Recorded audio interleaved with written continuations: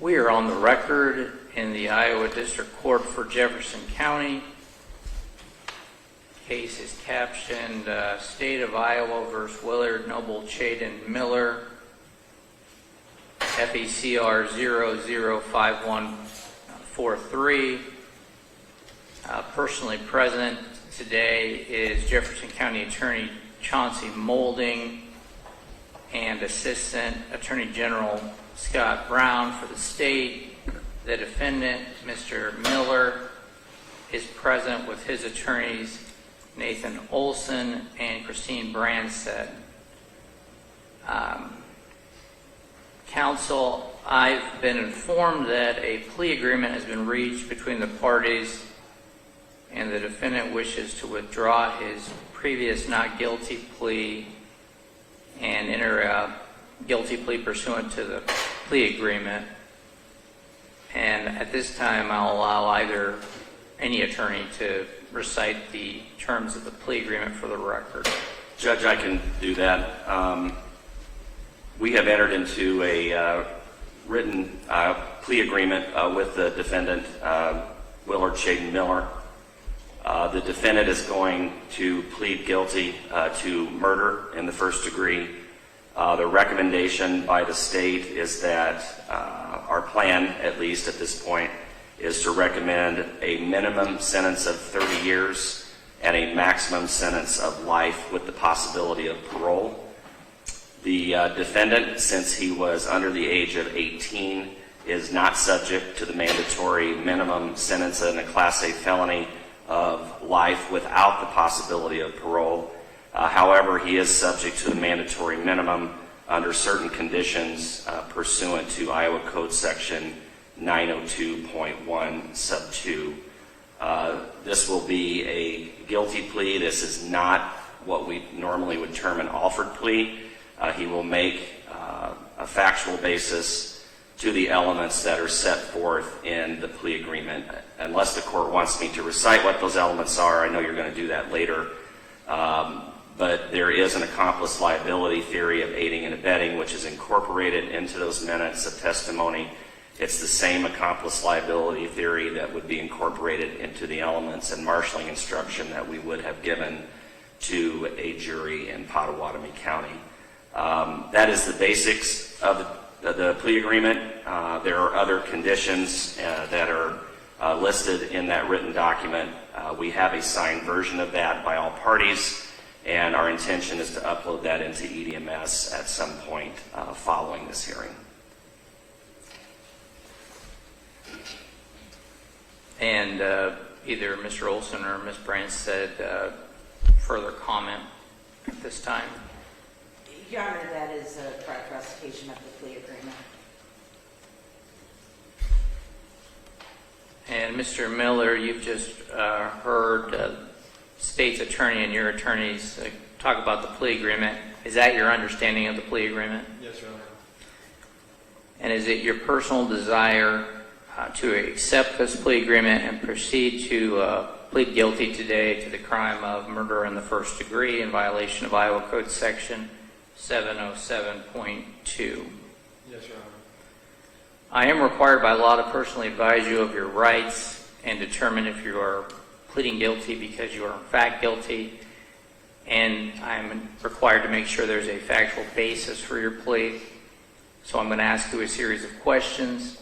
If at any time you don't understand any of my questions, interrupt me and I'll go over it with you again. Also, at any time you can talk to your attorneys before answering any question that I ask you. Do you understand that, Mr. Miller? Yes. And if at any time you don't want to continue with this plea of guilty, you just let me know and I'll stop. Nothing you'll have said up to that point can be used against you at trial. Do you understand that? Yes. Mr. Miller, how old are you? I'm 17 years old. And how far have you gone in school? I graduated freshman year. Do you have any trouble reading, writing, or understanding the English language? No. Are you presently under the care of a doctor, psychiatrist, or psychologist? No. Are you under the influence of any alcohol, drugs, or prescription medication? No. Are you a United States citizen? Are you presently on probation or parole? No. Other than this case, do you have any other charges pending against you? No. Have you received a copy of the trial information? Yes. And have you had the opportunity to go over that document and the charges against you with your attorneys? Yes. And have your attorneys explained the charges against you? Yes. And do you understand the charge, and specifically for today, murder in the first degree charge? Yes. Attached to the trial information are the minutes of testimony, and those are the statements of what the state's witnesses would testify to at trial concerning the charges against you. Mr. Miller, have you read that? I have. And have your attorneys gone over those minutes of testimony with you? Yes. As a general proposition, do you agree with the statements of the state's witnesses in the minutes of testimony as it relates to charge of murder in the first degree? And Ms. Bryant said if you want to interject, you can. Your Honor, there is, for the most part, my client would stipulate to the minutes of testimony. I think there is one particular statement with which he does not agree, but agrees that the court may use those minutes of testimony in determining whether or not his factual basis is sufficient today. And Mr. Miller,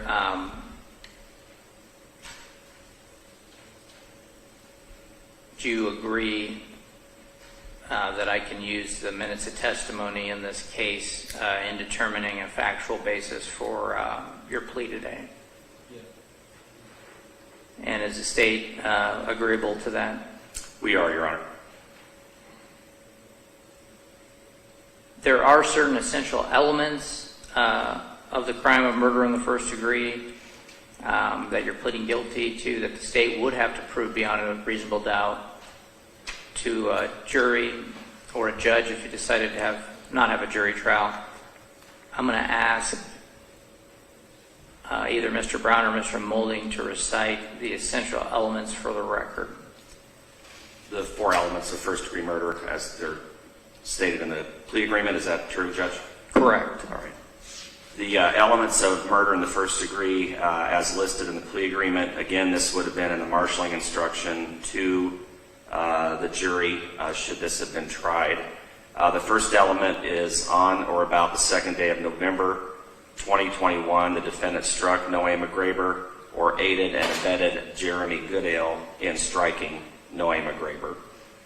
The second element is that Nohema Graber died as a result of being struck. Element number 3 is the defendant acted with malice aforethought or aided and abetted Jeremy Goodale, who acted with malice aforethought. And the fourth element is the defendant acted with premeditation, willfulness, deliberation, and a specific intent to kill Nohema Graber, or aided and abetted Jeremy Goodale, who acted with premeditation, willfulness, deliberation, and a specific intent to kill Nohema Graber.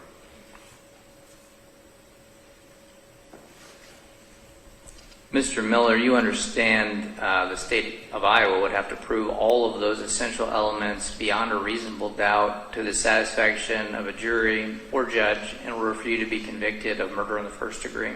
Yes. And you understand by pleading guilty here today that you're admitting to all of those essential elements of the crime. Yeah.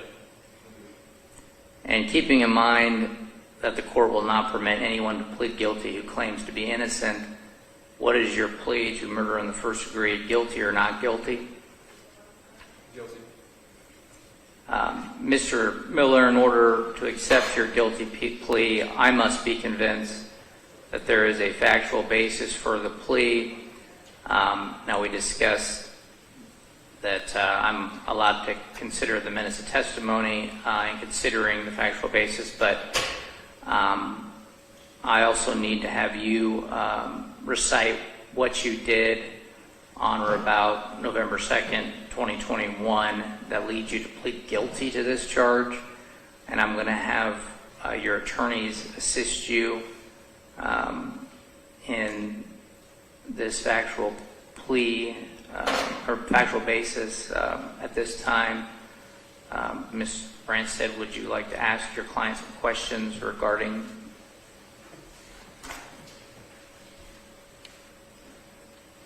Mr. Miller, will you agree that on November 2nd, you were in Jefferson County at Chautauqua Park? Yes. And were you with Jeremy Goodale at that time? Yes. Did you act as a lookout while Jeremy Goodale struck Nohema Graber? Yes. Did you know that Jeremy intended to kill Mrs. Graber? Yes. Did Mrs. Graber die as a result of being struck? Yes. And was it your intention, at least at that time, to help Jeremy Goodale kill Mrs. Graber? I did intend to assist him.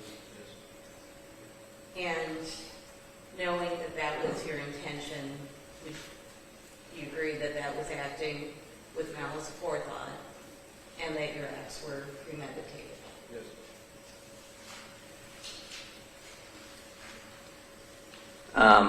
Does the state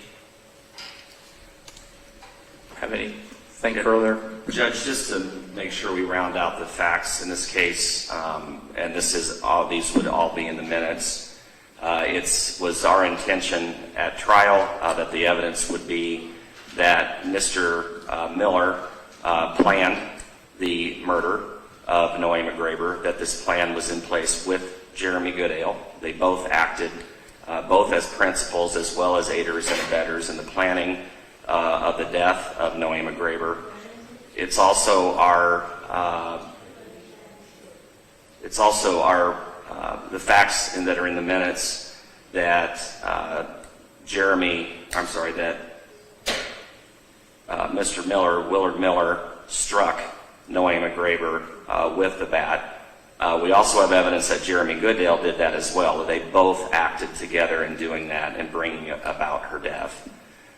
So those facts are there in the minutes. There's also additional facts that detail the planning, the cover-up, the destruction of evidence. Those things are in the minutes as well, which also support his plea that he acted with malice aforethought and acted with premeditation and specific intent to kill.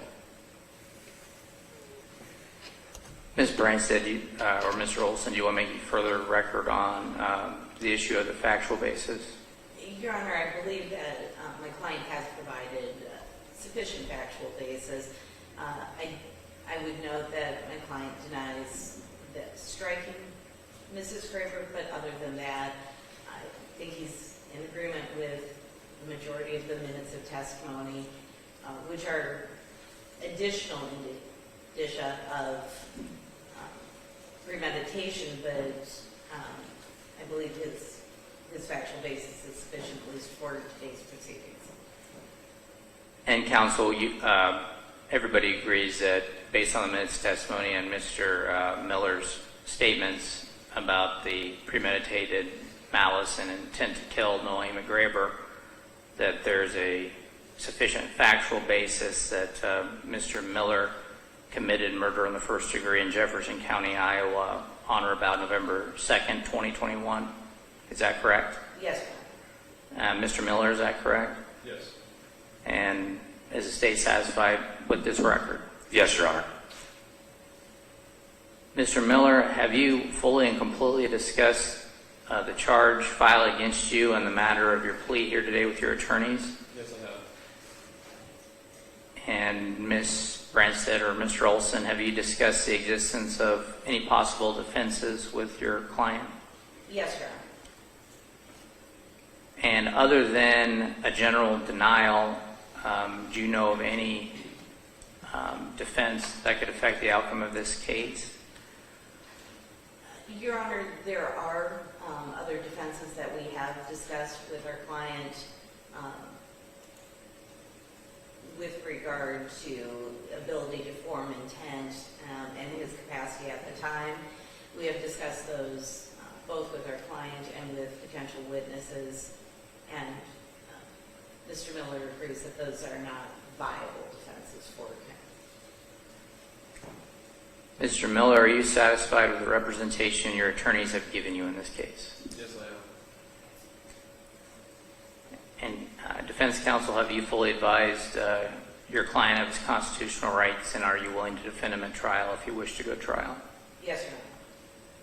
Mr. Miller, have any threats or promises other than the plea agreement been made to get you to plead guilty? No, Your Honor. There are certain rights that you give up by entering a guilty plea. I'm going to go through those with you right now. If you continued in your plea of not guilty, you'd be entitled to a speedy and public trial of 12 people, and their verdict must be unanimous.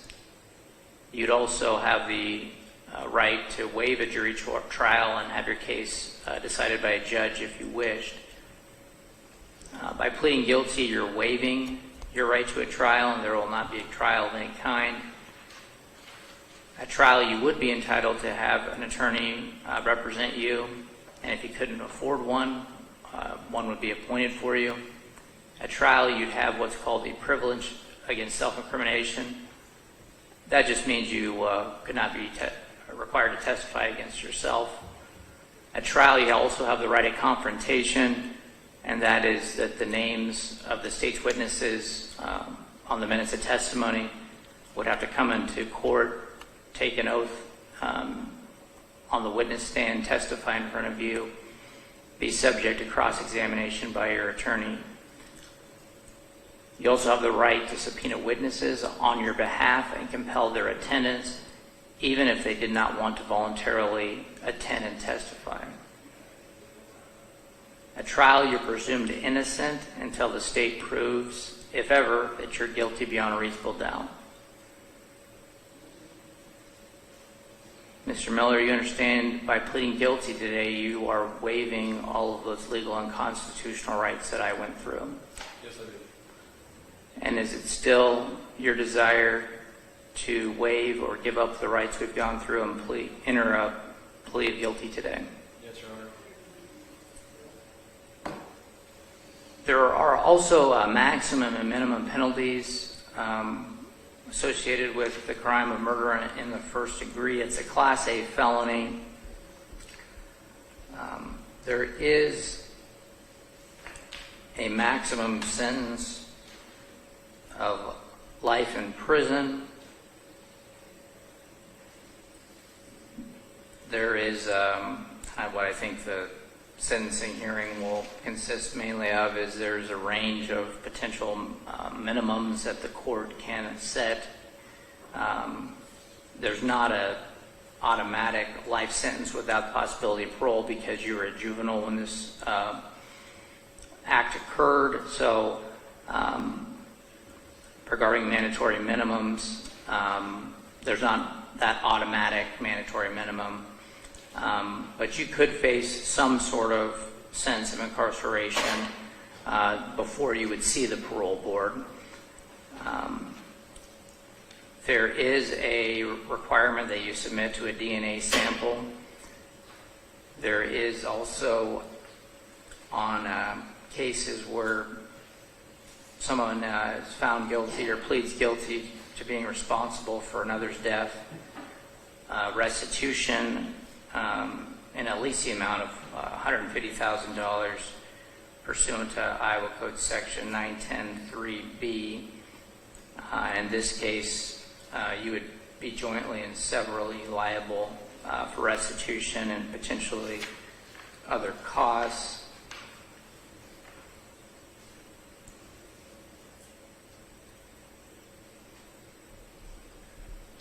There could be no contact orders as well entered in this case. There's no fine. Mr. Molina or Mr. Brown regarding maximum and minimum penalties for this Class A felony, and given the defendant's age, is there anything else do you think I need to add for maximum and minimum penalties? I think the court has mostly covered it. Obviously, he's not subject to the mandatory life without parole. It is our intention to recommend a minimum sentence of 30 years pursuant to the plea agreement. Of course, the court will have to apply the factors, not only in the case law that we will cite to you at sentencing, but also pursuant to Iowa Code Section 902.1 sub 2. But I think you have stated what the mandatory minimum, at least agreed to in this case as far as what the state can recommend.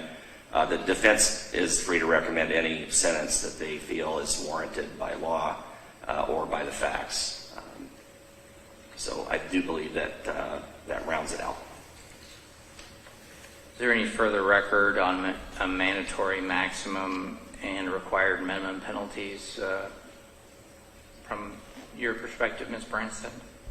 Your Honor, given that my client is juvenile, I believe that even a deferred judgment would be available. I have reviewed the parameters of a deferred judgment with my client as well.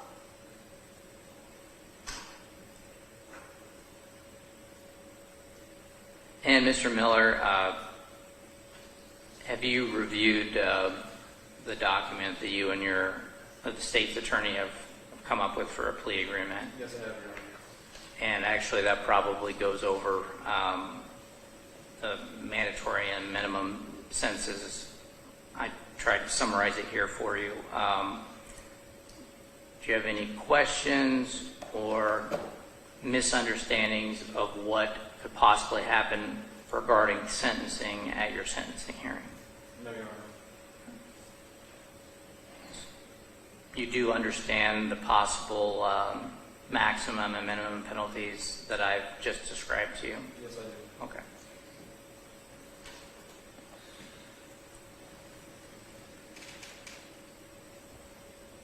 And Mr. Miller, I also believe it's my obligation to tell you that a plea of guilty may have other adverse consequences, such as the loss of ability to vote, possess firearms, or receive federal or state benefits.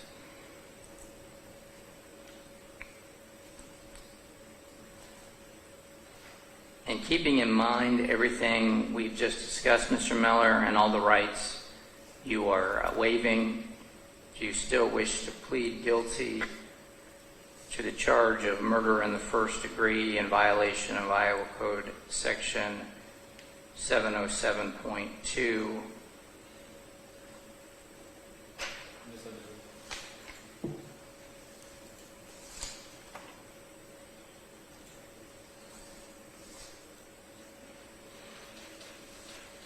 And just for the record, I believe since part of the factual basis, or at least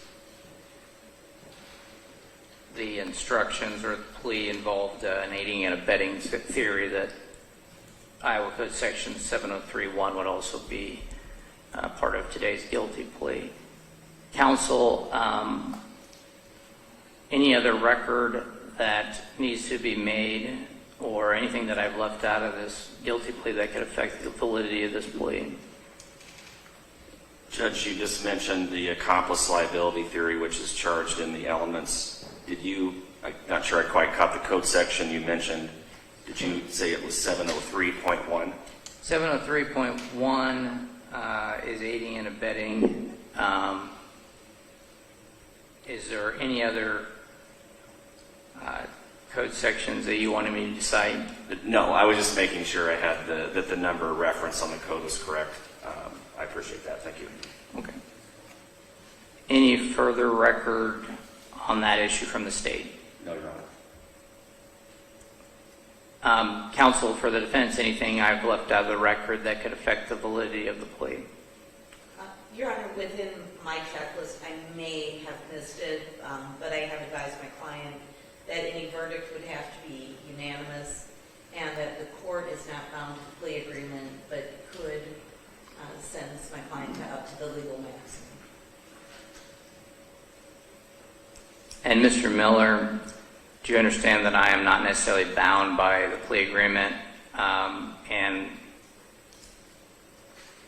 I can sentence you in accordance with the law in a way that's less favorable than the plea agreement? Yes, Your Honor. That's a possibility. Anything else, Ms. Branstad?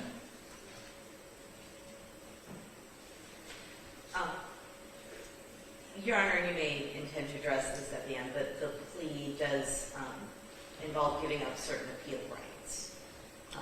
Under the current law, any plea of guilty and stayed within the plea agreement, any appeal would be as to sentence, but not as to the validity of the plea or his guilt.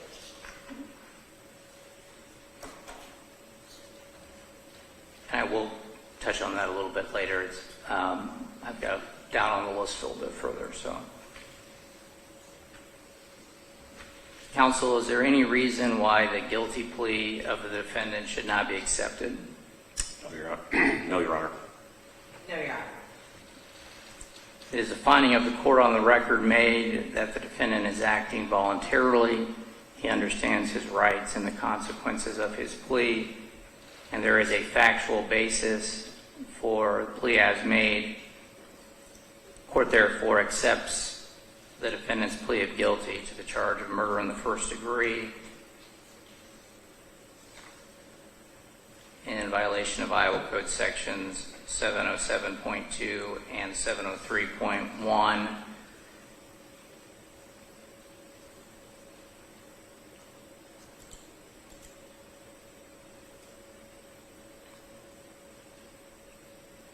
Mr. Miller, I must inform you at this time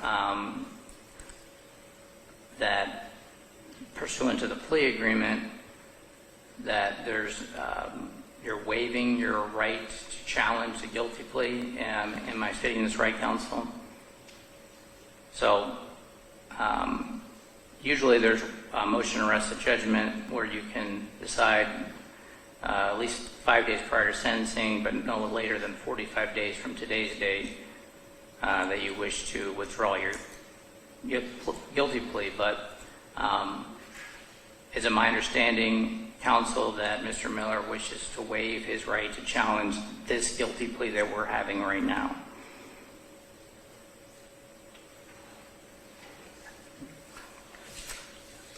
Your Honor, may I have 1 moment? Yes.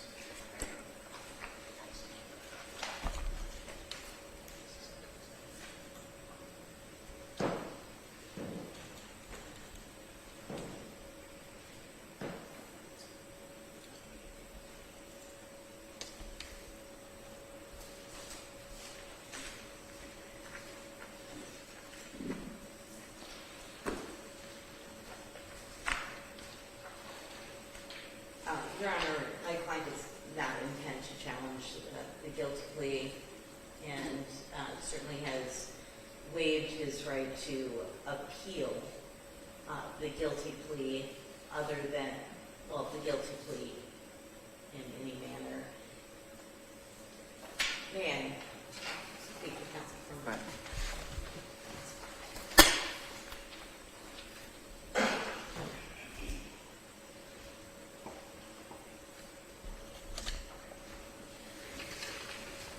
Your Honor, I don't believe waiving the motion and arrest of judgment was within the guilty plea, and perhaps I missed that.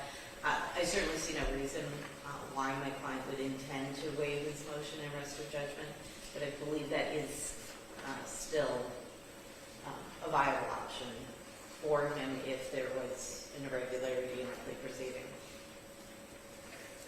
Judge, if I may try to clear this up. Okay. So part of the plea agreement, which I didn't recite earlier, it's obviously a bit lengthier than I had mentioned. I gave the basics earlier. Part of that plea agreement is in paragraph 10 of the document that we'll be filing, that should the defendant appeal, the parties agree he may only challenge the sentence and not the guilty plea or conviction. This agreement does not concern post-conviction relief. Those terms were agreed upon by both the state and the defense last week whenever we were finalizing this agreement. I think that clears this up. Okay. And Mr. Miller, I didn't mean to make this more complicated than it might already be, but I am required, because if you're not waiving your right to file a motion to arrest a judgment, I need to inform you of your right to file a motion to arrest a judgment. And that is your only avenue for challenging this guilty plea prior to sentencing, which must be filed no later than 45 days from today's date, and in no case later than 5 days prior to the date and time set for sentencing. A failure to raise challenges in a motion to arrest a judgment precludes or waives your right to raise those challenges on appeal. And I understanding that if things go the way that it looks like they're going to go, that at a certain point you do forego your right to appeal the guilty plea, but that would be after sentencing. If you have further questions on that, I would talk to your attorneys in between now and sentencing. And we will, counsel, go into chambers to try to look at our calendars to set a sentencing hearing. There's not a, for pre-sentence investigations on an A felony are not required, or is that, was there any discussion of that? Say that again, Judge, I'm sorry. For an A felony, PSIs are not required, or I didn't know. Under these circumstances, it may be because there is some discretion with regard to the minimum sentence. So I think a PSI under these circumstances would be warranted. We have not discussed that, but the only time when it's not is when the sentence is a mandatory life sentence without the possibility of parole, which we do not have here. And it is my inclination to order a PSI, even though it's a murder in the first degree. Normally, that doesn't happen. So, is there any objection by the defense for me ordering a PSI? No, Your Honor. In fact, my client has started the biography and is prepared for the PSI interview. Okay. So the court also orders a pre-sentence investigation be prepared by the 8th Judicial District Department of Corrections, and that report be filed no later than 3 days prior to the date and time set for sentencing, to be made available to counsel, the defendant, and the court.